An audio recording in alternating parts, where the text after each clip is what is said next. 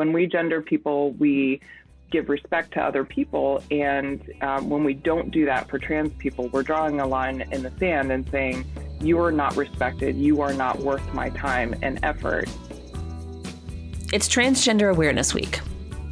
And this is a topic that is rather close to my heart because if you didn't know, for a number of years, I actually covered stories on transgender medicine and the people it serves. And during that time, I learned a lot.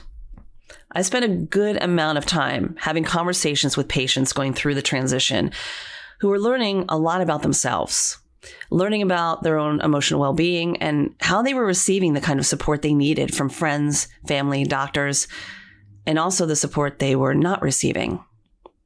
Imagine just living your truth and not getting the support from those you love. It happens more often than you think. And to be honest, those conversations are what made me a better journalist, a better practitioner, and an all-around better human being. During that time, I got to know my guest this week, Katy Tierney, an endocrinologist and also the medical director at the Center for Gender Medicine and Wellness at Middlesex Health in Connecticut. This episode is a little different on Holistically Speaking, because you'll not only get to know Katy, but perhaps you'll get to know a little more about yourself and how each and every one of us has a responsibility to be equitable, be inclusive, and really just be human. How easy it is to be an ally and support others on their journey, whatever that may be, if we just put our egos and our fears aside. Because when it all boils down to it, and I know I've said this many times, we're all just walking each other home. So be kind and take a listen. Well, Katy, it is really good to see you again. I have not seen you in quite some time. I think it was probably during COVID was the last time we connected. Katy Tierney, she is a medical director of Middlesex Health and the Center for Gender Medicine and Wellness. And we've done a number of stories together. I think this is a really important topic to cover, especially with Transgender Awareness Week in November, and about, learning about the fact that there is still a lot of violence towards the transgender community. And even I learned so much when I was covering these stories. And I'm really just glad to hold space for you here and just share on the show. So thanks for being here. Thank you so much for having me. I'm really excited to talk about this, one of my favorite topics.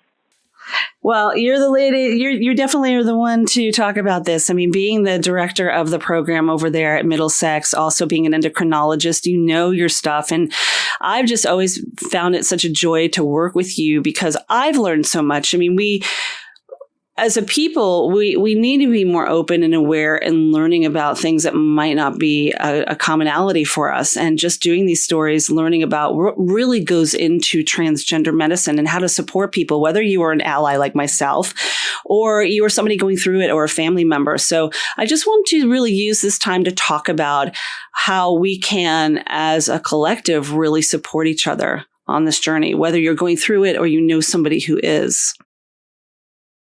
Absolutely. And, I want to be super upfront with the fact that I am not trans. I don't have a trans lived experience. And so everything I bring to this conversation is really my experience in seeing patients and their families and working with people going through a medical transition. And, it's a really important perspective that I have, but it is definitely not the lived experience. So, I really, even through this conversation, encourage people to seek out those voices as well, because as much as my medical perspective is important and fun and interesting, and I think I have a really good empathetic understanding for that process, it's not mine to experience. But, I think, one of the things you and I have talked about a lot is how do you hold space for people? And, in our culture, it's really easy to think that how we address other people, especially in the space of gender, is somehow foreign to us. But we all know how to do it. We've done it our whole lives. When we gender people, we give respect to other people. And when we don't do that for trans people, we're drawing a line in the sand and saying, you are not respected. You are not worth my time and effort. And it's so easy to do that. It's so easy to take a step back and really change your language so that you're approaching people the way that they want and need, and the way that supports them the best. There's, this whole experience of having gone through this pandemic, I feel like we've all been leveled to our base selves. We have been taken down a notch and shown that we're fallible and that our structures don't always work. And it's a really good time to realize that we are all craving that respect from other people, and we can start by giving it to other people. And it's a super easy thing to do. There's nothing difficult about gendering somebody correctly or using their preferred pronouns or preferred name. It is what we expect of the people around us when we're not trans. We can do that for trans people as well. We're here, you hit on a topic that I really want to address, and that is there's the idea of like what's the pronoun you want to use, and this isn't just for the trans community. This is for everyone. We're hearing, a lot of people are identifying. In fact, you said I'm she, her, but I think we're also seeing folks that aren't comfortable. Like, what are you talking about? You're a man. You should be a he, him. Why are we doing the they, them? And there's a lot of anger that we're witnessing with that. And in my personal opinion, it's like, be whoever you want to be. Who are you hurting by being that? But how do you feel that we can approach those who want to be identified as, and what would you say about that topic? So, I think a lot about why that brings up such an emotional response in so many people, and there's a couple of thoughts I have about it. One is that gender and sex are really the first things that we divide our communities in. When people are pregnant and they have an ultrasound, the first thing people want to know is whether you have a baby with what kind of genitals, right? That's the reveal. I always joke that these gender reveal parties are a misnomer because we're not revealing someone's gender. You have to experience it in our culture and decide on your gender, which doesn't happen until you're around 2 years old. What you're revealing is what genitals your baby has. And so that's a sex reveal party. But if you say sex reveal party, you'll probably get kicked off Instagram, and that's, a totally different kind of party. But,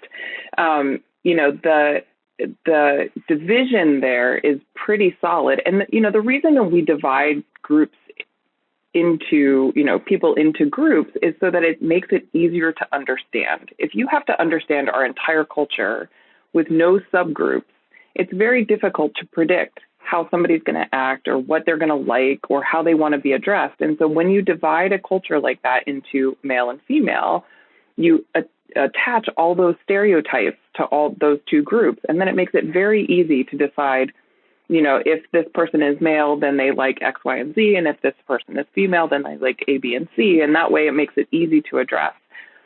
And it's uncomfortable if you don't know somebody or don't know their name or feel like you should know their name, but you don't. That's just a natural feeling. And I don't know that our culture does a very good job with keeping boundaries. What you prefer has nothing to do with what I prefer, right? In general, unless we're in some kind of relationship, which as far as I know, we're not. So I think it's a lot about that discomfort of not wanting to do it wrong, not wanting to be wrong. And so instead of just saying, hey, I'm not sure, can you tell me? And then holding that boundary and saying, what you present to me is your choice and not mine. Those are the two things that I think trip us up the most frequently. And also just language. We're not used to having to say, what pronoun can I use for you today? What name can I use for you today?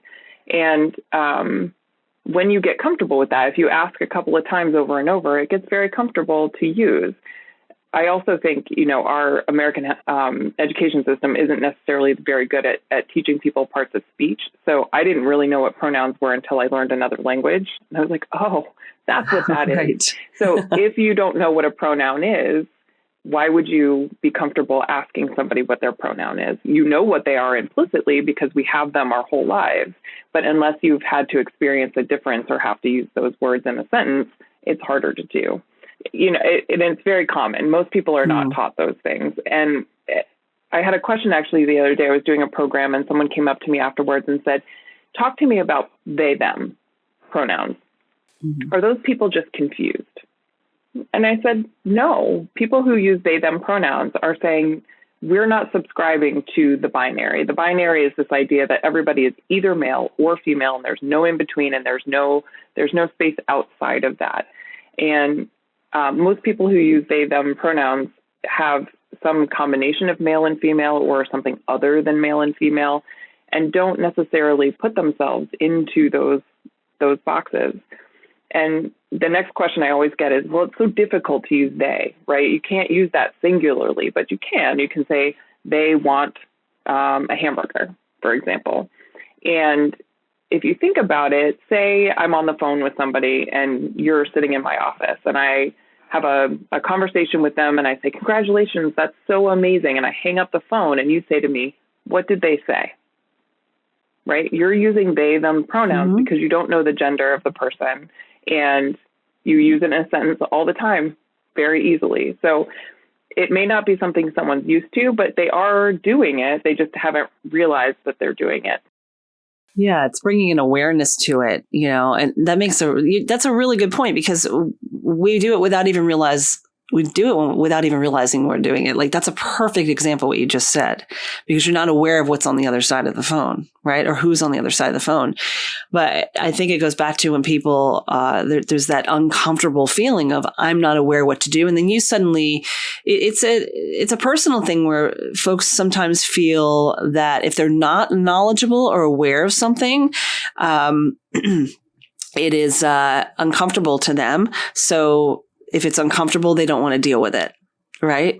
And we see a lot of that. So being able to kind of take a step back and realize, really, who are you hurting? Who are you hurting by just addressing somebody? If you didn't want to be called Katy and you want to be called Kate, right? Or Catherine or whatever, that's your choice. It's hurting no one. And I think that's a really powerful lesson there. Is like, it's respecting people for who they are. And that gets into the area of, if somebody's wanting to make a conscious choice, and it is a choice to take the road of choosing to go the transgender road, making a powerful decision, which is not just it's not just the surgery.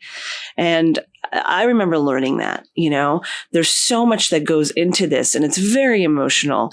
And at Middlesex, I know that you hold such a really powerful space for those that are going through that process, from not just the gender surgery, but the psychological side of it, the hormonal side of it. I mean, it is really a process. What would you say to folks that are actually considering that kind of that journey? So I think, the choice is whether or not to access health services in relation to your transition or to your gender identity.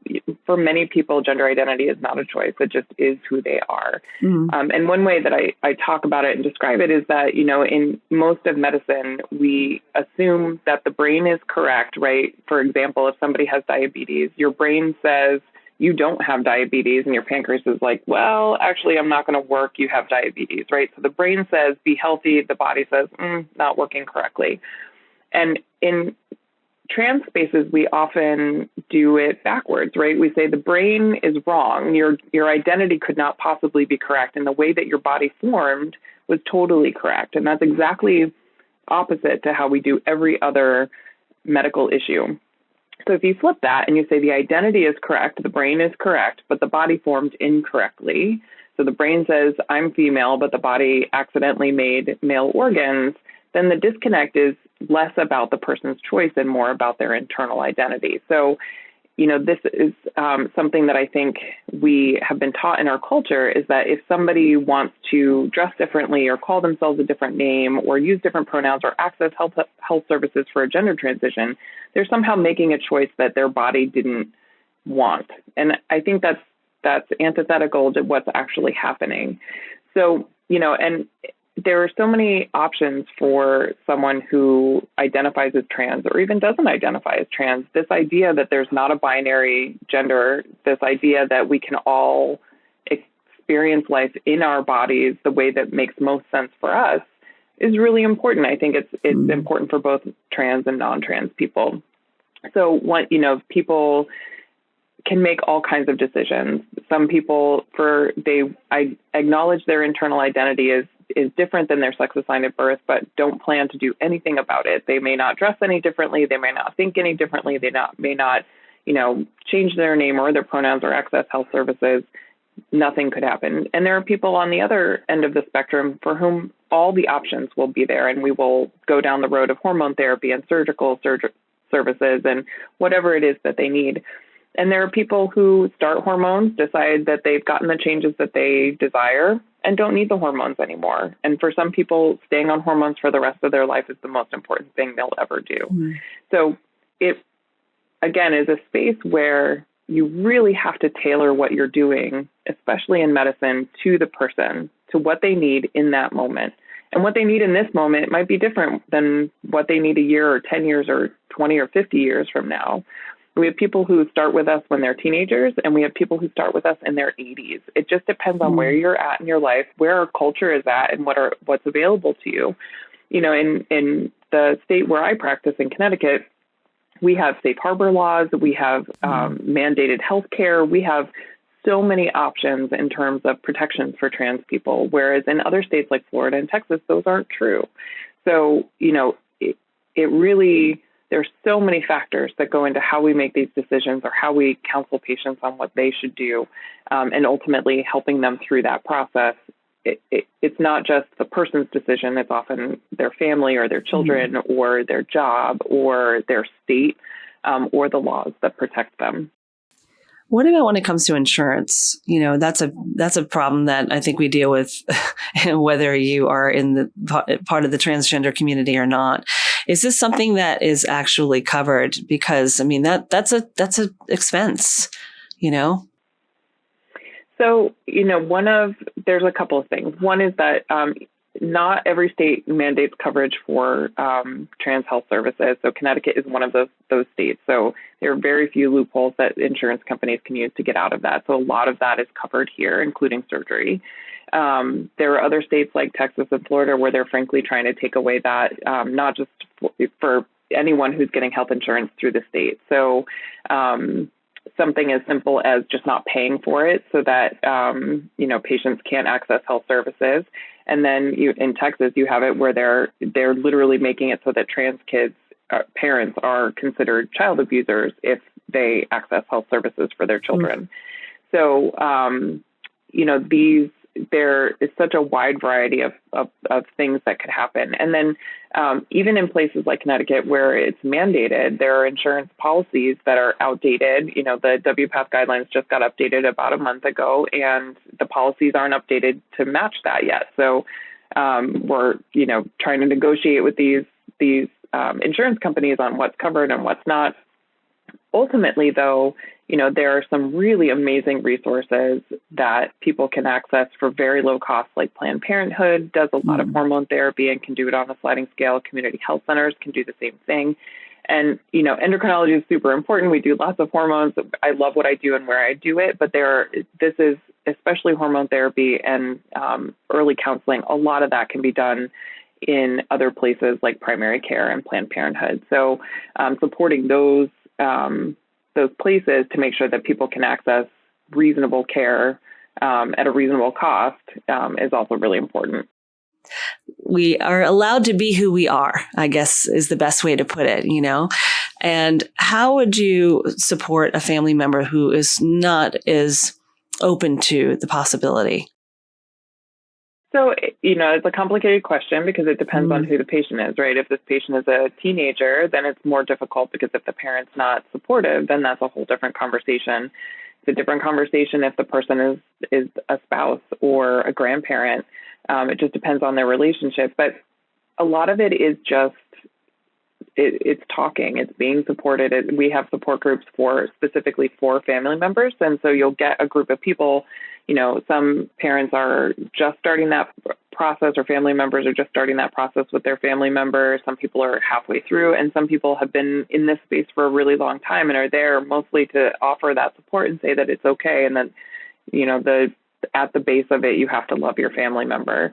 And it brings up so many issues, right? It brings up everything about yourself when someone else is pushing those boundaries, because you have to decide, do I love this person because they are, a certain gender, or do I love them because they are who they are? And that's a really hard thing, especially for parents. I feel like, I have teenagers, and I remember, finding out what kind of genitals my kids have. And you immediately, no matter how open you are to what's going to happen in your kid's life, you immediately go down a path.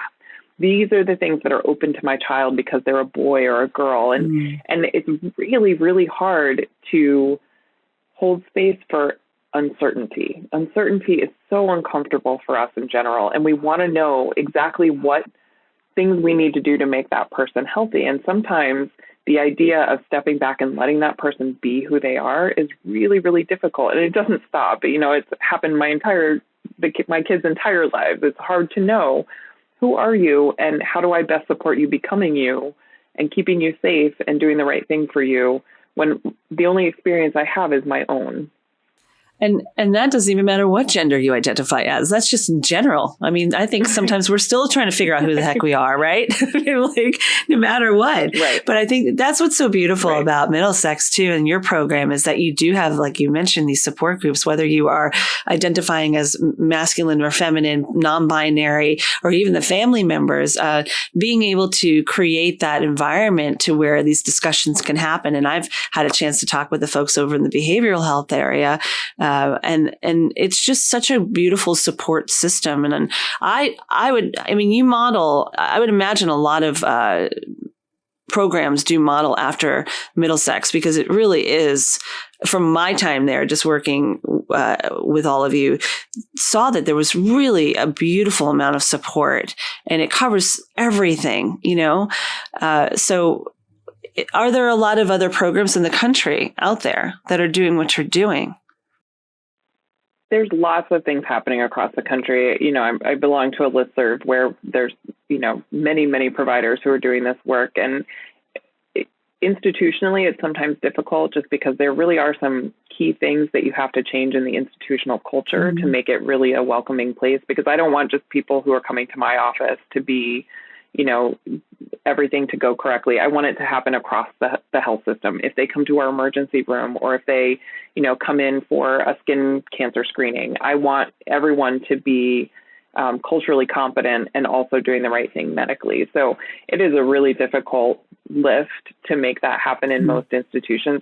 I have been incredibly lucky here at Middlesex. The leadership all the way up to the top, including the board of the hospital, down to the people who are actually working in each department, making sure that we do the right thing. For example, the medical assistant that works with me is, a huge advocate for patients when something's going wrong with the pharmacy, or the pharmacy isn't understanding what they need, and the patient isn't sure what to say, and they don't really want to talk about it in the middle of the pharmacy with everyone else listening.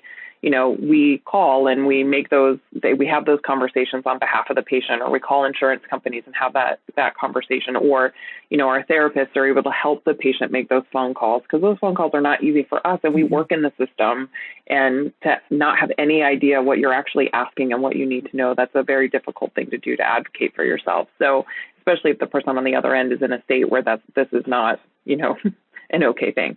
So, I think across the country, there are many more programs, starting to be codified, instead of it just being a single provider doing this care in an institution. We're really moving to institutional programs. But it's a lot. I mean, even in our program, I love what I do, but there's a new question every day about how to do this right, and how to get the systems, including our EMR, to do what it needs to do so that everybody's being taken care of correctly. And the science changes every day. How we talk about gender, what we use, the pronouns that are available, how people want to be addressed, what kind of information they want in their medical chart. These change all the time. So trying to take care of a very diverse group of people and make it accessible for everyone is a challenge. And on top of that, when we're talking about how people can be supported, you and I were just talking about this before we press record.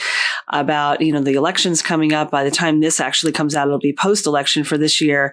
But, we saw a lot of havoc and upset when the Roe versus Wade overturned. And that was just with women's health. And here we are facing a lot of the rights of the transgender community are being challenged right now. And it could really cause some upset. What are your thoughts about that?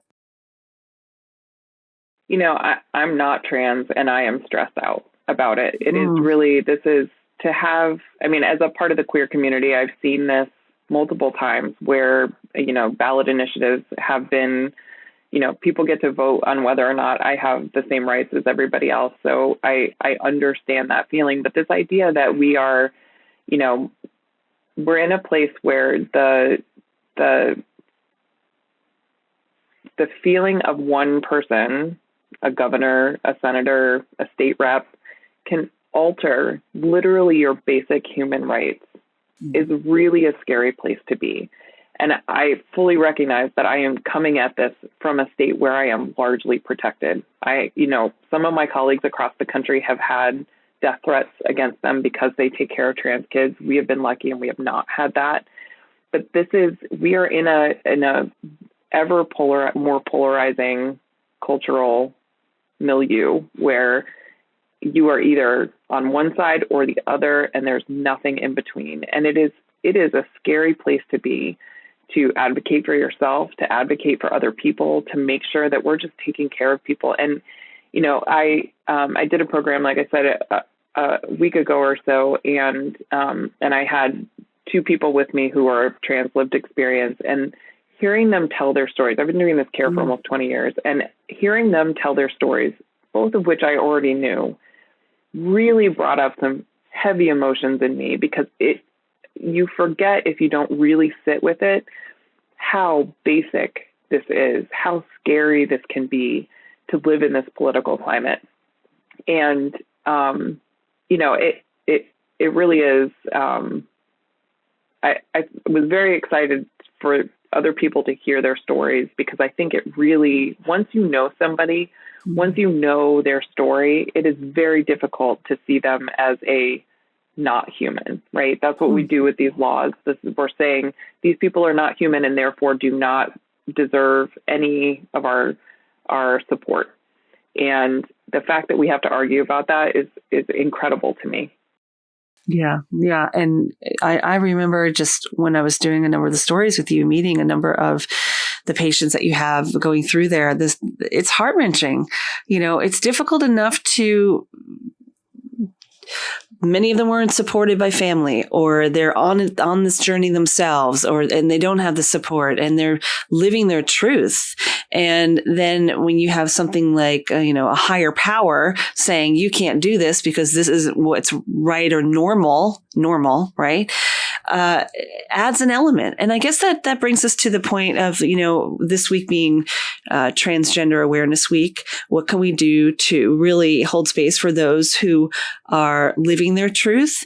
But also it brings up the question of, there's a lot of violence against the transgender community. Reading the statistics when I was doing those stories was heart-wrenching.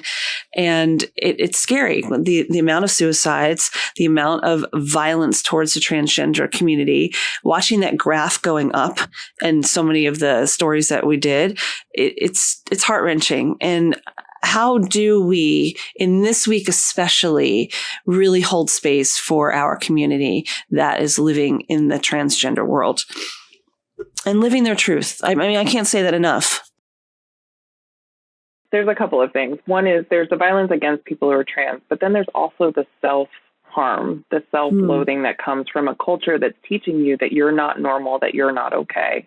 And really, one of the things I am so, cognizant of as I'm talking to people about what their healthcare options are is, how do I get you comfortable in your body? Your body is yours. There are some things we can do. There's some things we can't do to change that. How do I get you to love your body? And that's true for all of my patients, not just my trans patients, but especially in people who identify as trans. This is something they've been taught their whole lives, that they're not normal. There's studies that actually look at what happens when families are supportive of their kids' gender identity. And this is long before any kind of medication comes into play. We're talking about little kids. most people, their gender identity is pretty solid between the ages of 2 and 3 years. And so this is long before they literally have vocabulary for what they feel. They already know. They are already telling you by what kind of clothes they want to wear and what kind of toys they want to play with, what their desires are.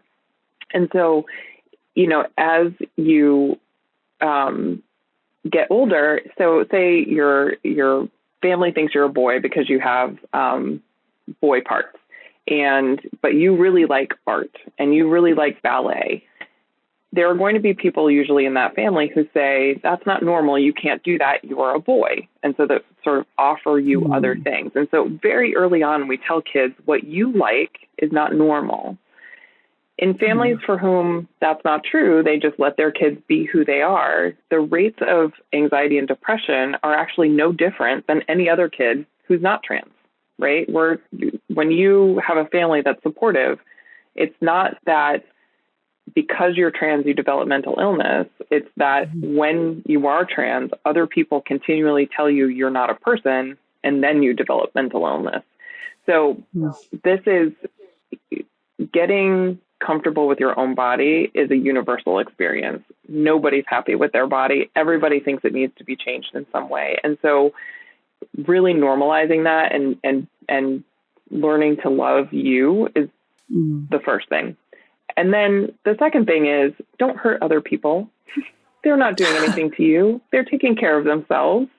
But again, it goes back to that deep, deep emotion that we all have about what is right and what is wrong, and this idea that gender is binary and that everybody needs to fall into one of two boxes.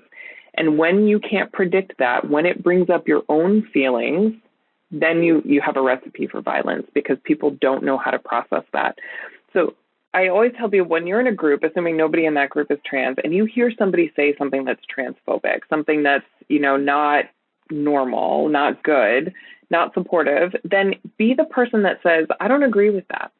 I don't think that's right. And it's a hard thing. Gang mentality is a really hard thing. When someone says, those trans people are not normal, and the whole group is like, yeah, they're not normal. If one person says, actually, that's not true, and let's talk about it, then all of a sudden, everybody who was in the middle, who doesn't really know what they think, takes a step back and says, okay, well, now there's two options. Instead of just the one option of being violent or being disrespectful, there's another option here.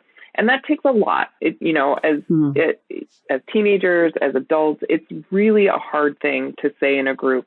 I think we need to stop here and think more about that. And if you can do that, even if you're like, I don't know how to talk about this, but I know what you're saying is not okay, it at least gets everybody to stop. And you may find that there's somebody else in the group who is afraid to speak up and who will join you. And then you reach a critical mass of people who are willing to say, even if I don't know how to talk about this, I know who to ask. And I know that the way you're speaking is not okay. And I think that also goes back to acceptance. Nobody wants to be rejected. Nobody wants to be left out. Nobody wants to feel like they don't fit in.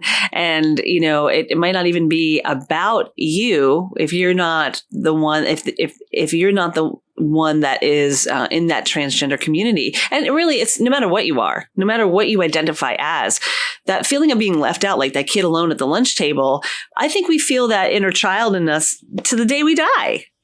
So it's hard to be that one to step up and say, this isn't right. I don't like how you're talking to them. Like, you need to stop. Right. And also there's a certain amount of privilege that comes with being cisgender, right? Like, you got lucky. Everything sort of fell in place and you got to be that. And so if that's true, then you need to use that privilege to better other people. And so that means being an advocate. That means creating space. That means stopping disrespectful speech. It means if you see something and you need help, you get somebody who's willing to step in that space with you if you can't do it yourself. That it has to happen. That's the only way to make it happen. Yeah, we need to make it happen. And if anything, those listening, take a moment to just step back and think about, how are you supporting other people? How are you supporting people that, or one person or people that might just need need a helping hand, need to know that they have the support. Everyone's fighting a battle we know nothing about, right? Like the saying goes, and you yourself are one of them. We're all fighting something. So to know that you have a hand that's there to support you on that, whether it is within the transgender community, the LGBTQ plus community, or whatever it is, know that you can make a difference. And I think that's really the most powerful message, is being able to just hold space for, we're all in this together. Is like, I believe it's the Ram Dass that said it. We're all just walking each other home. Right? We're all just walking each other home. Exactly. And what does it do to be anything less than who you want to be on this planet? How do you want to show up? Katy, this was great. It was so good to see you. I'm really appreciative of you being here and just sharing during this really important week. But you know what? It's more than a week. It's every day. It's not just supporting people and being aware on a week. I'm glad that there is a week like this so we can talk about this, but it goes much further. It's every day at a time, to where you can make a powerful choice and a difference to support others on their journey, because someday you might need someone to support you. Absolutely. Yeah. So if anyone wants to get in touch with Katy or anyone over at the Middlesex Health, I'll put all of that information in the list notes of the podcast. Katy, it was such a pleasure having you, and I really look forward to continuing the conversation. Thank you, Hilary. If you want to learn more about how you can become an ally and support the LGBTQ plus community, or if you need further support, I've added a number of links on the podcast page in the listen notes, and it is right at your fingertips. And if this episode has moved you in any way, or you think it could provide support to someone else, consider passing it along. You never know how one conversation could make a difference. If you need further support and you're needing that help in your emotional well-being, let's just set up a call. We'll hug it out with healing, with understanding, with gratitude. And all you need to do is click that link on the podcast page, set up the complimentary call, and we'll go from there. Holistically Speaking is edited by Two Market Media with music by Lippo Redding, and wouldn't be possible without you. Beautiful you. So be kind to your mind. And don't forget to laugh. I know